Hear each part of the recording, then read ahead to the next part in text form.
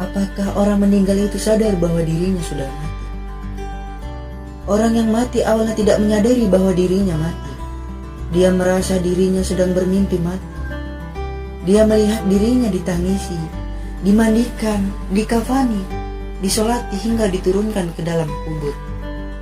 Dia merasa dirinya sedang bermimpi saat dirinya ditimbun tanah. Dia berteriak-teriak tapi tidak ada yang mendengar teriakannya. Beberapa waktu kemudian, saat semua sudah pulang meninggalkannya sendirian di bawah tanah, Allah kembalikan ruhnya. Dia membuka mata dan terbangun dari mimpi buruknya. Dia senang dan bersyukur bahwa ternyata apa yang dia alami hanyalah sebuah mimpi buruk, dan kini sudah bangun dari tidurnya. Kemudian dia meraba badannya yang hanya diselimuti kain sambil bertanya kaget, "Di mana bajuku? Kemana celanaku?" Lalu dia meraba sekelilingnya yang berupa tanah. "Di manakah aku? Di tempat apa ini? Kenapa bau tanah dan lumpur?"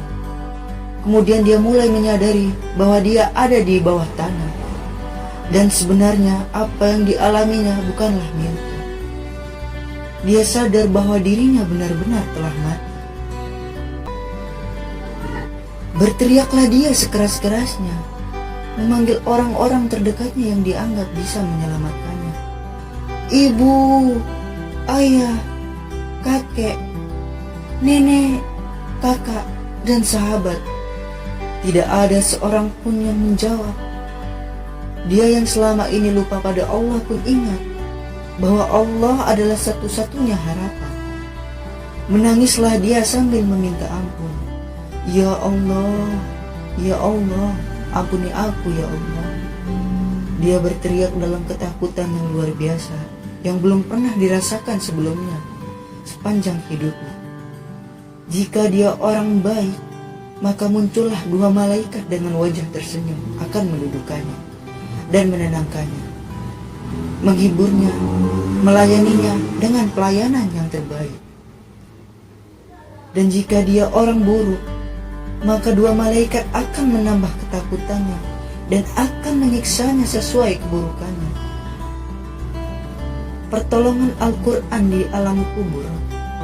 Dari Sa'id bin Sulaim, Rasulullah bersabda, "Tiada penolong yang lebih utama derajatnya di sisi Allah pada hari kiamat daripada Al-Quran. Bukan nabi, bukan malaikat, dan bukan pula yang lainnya."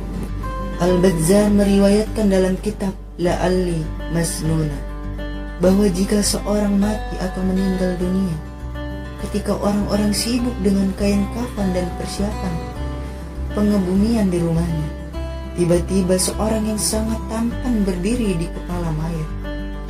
Ketika kain kafan mulai dipakaikan, dia berada di antara dada dan kain kafan.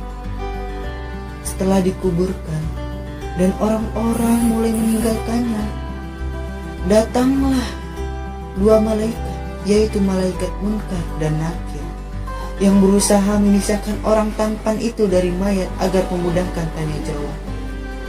Tetapi si tampan itu berkata, "Ia adalah sahabat karibku. Dalam keadaan bagaimanapun, aku tidak akan meninggalkannya. Jika kalian tugaskan untuk bertanya kepadanya, lakukanlah pekerjaan kalian.